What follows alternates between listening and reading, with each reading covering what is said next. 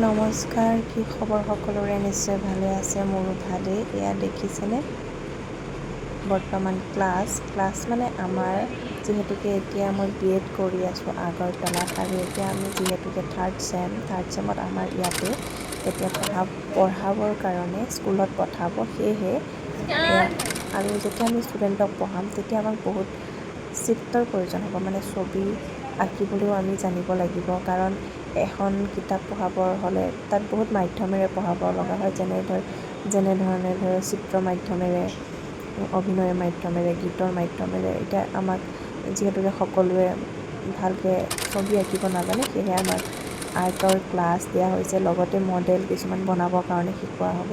এয়া দেখিছে গোটেইবোৰে এনেকৈ এটা ডাঙৰ হলত আহি বহি গৈছোঁ। এতিয়াৰ পৰা 5 দিনৰ কাৰণে এই ট্ৰেইনিংটো আমাক দিয়া হ'ব।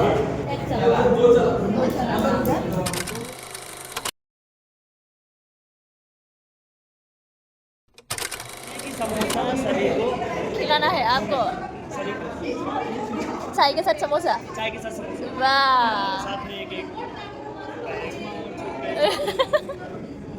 बीजू भाई चाय मिलेगा, देखिए तो फ्री का क्लास भी हो रहा है आर्ट का, अभी चाय भी मिलेगा। और क्या चाहिए बोलिए, क्या चाहिए और बोलिए तो